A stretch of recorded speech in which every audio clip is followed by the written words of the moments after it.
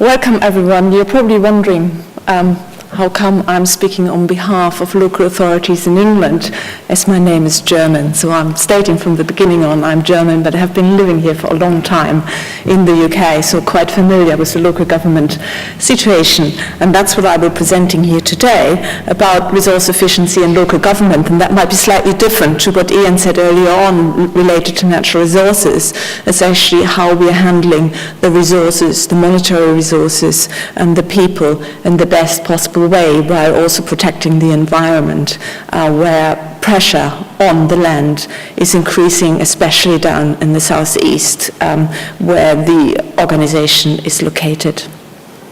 The Local Government Association is representing 400 local authorities in England and Wales, and we're spending around £113 billion a year to deliver local services, and that includes adult social care, planning, transport, environmental protection, economic development. It's basically everything what happens at the doorstep.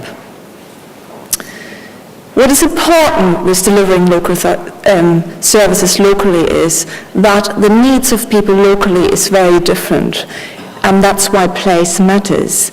We have a new localism agenda where people actually take record of what the differences are locally, and that's very important where local authorities are sitting, that they are targeting the services specific to the needs. That's why geographic information matters, particularly to us at the very local level, and a lot of geographic information is actually underpinning evidence-based policy and individual service delivery.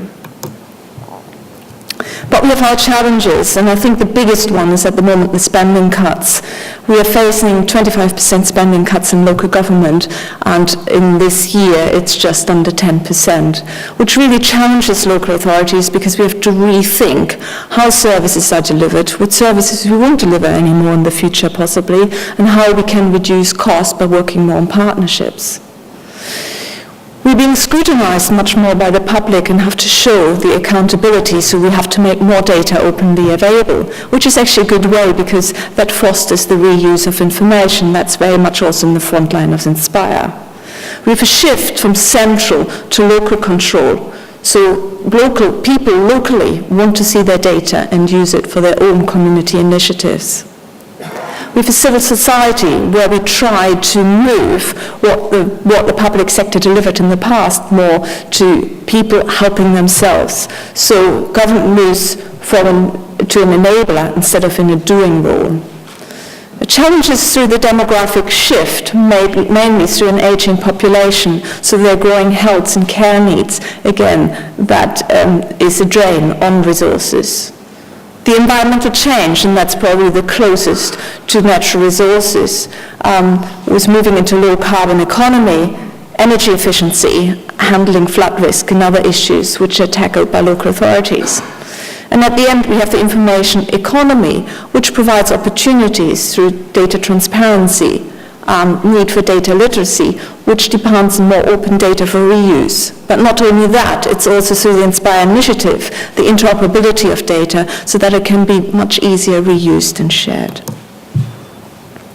So where are we going? People say don't waste the crisis, and that's basically our motto, not to put the hat in the sand, but to actually move on and find how we can find solutions to the problem of the lack of resources or severely reduced resources which we are facing in local government. Local government over the last 4 years has already saved £5.5 billion through efficiency savings, making basically use of better technology, working smarter together. There are initiatives of sharing services, so heads of local authorities are moving together, joining together. Geographic information services are being pulled together from different local authorities and work under one environment, or they create together local spatial data infrastructures and share data through that. There's investment from government going more into the local areas, local enterprise partnerships to foster and encourage regeneration in the local area. It's fostering of citizen self-help. We will extend the super broadband to give especially people in rural communities more access to broadband services, which are still lacking in some areas, so people cannot compete as easily with the rest of the world. Because to self-regulation in local government, compare how are we delivering, do we get the best cost, driving down cost in procurement and commissioning of services. At the end, we're looking for powerful drivers for more innovation, working together with the academic and research sector and looking for business partnerships. So some examples very briefly, because I won't have very much time. In the South East, councils have joined together and they procure jointly services and make savings of 146 million. We're using much more customer insight to target the service according to needs. So, for example, looking where is area of specific health issues, where do we have the areas of highest alcohol abuse, so we can target services and campaigns there. And we have found that there can be savings made of up to £200 million across the sector for targeting services better to the specific areas of needs. And that is all underpinned by geography, because geography shows us where the difference actually lies at a local level. And finally, emergency planning. We had major floods in England in the last few years, and what we found, it was not only managing the floods and handling it, it was actually how can we help especially vulnerable people. And what we came across was that addressing databases, if they were linked to social care records, we could very quickly pull out those people who are in need, who are disabled and housebound, and pick those people up first through the emergency services. So these are just some examples people might have thought about related to people. But obviously, local government is driving very much the energy efficiencies at the local people of reducing CO2 targets and housing, targeting particularly houses with high energy efficiencies, using imagery, heat loss maps, and so on. We're publishing roadworks in local government, so to help to reduce congestion, reducing CO2 emissions. The CBI, the Centre for Business and Industry in the UK, estimates that their savings can be made of £2 billion by reduced travelling time and also by saving energy savings. Local authorities as optimizing transport and waste management through using route optimization, not only in bin collection rounds, but in school transport rounds, helping the elderly, bringing them to daycare centres and so on.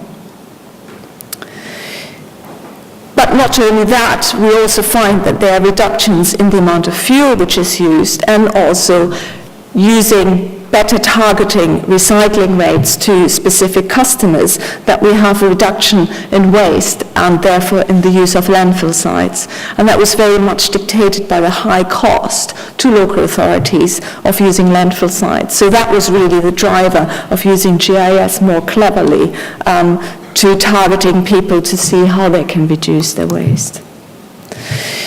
The Local Government Association commissioned a study last year into the value of geographic information, and it found that the use of geographic information in local public services actually led to a productivity increase of £230 million. So because of the clever use of GIS, savings were made of £230 million over 5 years. That had an impact on the gross domestic product of 320 million. That was higher by 320 million pounds over 5 years, and we expect it to increase further by another 140 million pounds over the next 4 years. Savings are made by sharing master data sets, and the key one for us is addressing data. Spatially enabled, we can find where people live and link all sorts of records against it.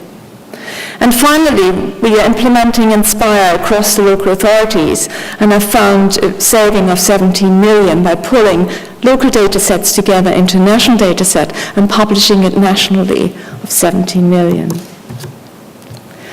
So the benefit summarized is that we find the channel shift to the web to online services provides savings. We've improved transport efficiency, better decision making because people can much more readily access data which are made available online on intelligence portals, reduce data duplication by using master data sets, empowering frontline workers through mobile working, helping identify social deprivation through customer insight and identifying where the socially deprived live, and then to engage broader with citizens by putting data online, engaging them directly.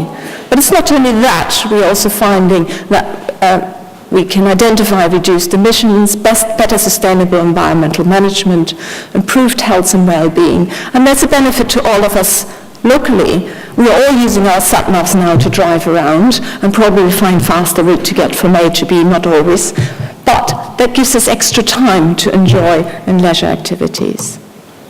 So, some final thoughts, because Ian said to leave you with some questions or some further thoughts. The government, the public sector in the UK is very much challenged, and travelling around Europe, I've seen it elsewhere as well. So we need to be more effective, and we need to use our resources much better. And geographic information can help us to do that. We seek the best and most cost-effective solutions, and that's why we published the study about the value of geographic information, because those case studies can be used by other people.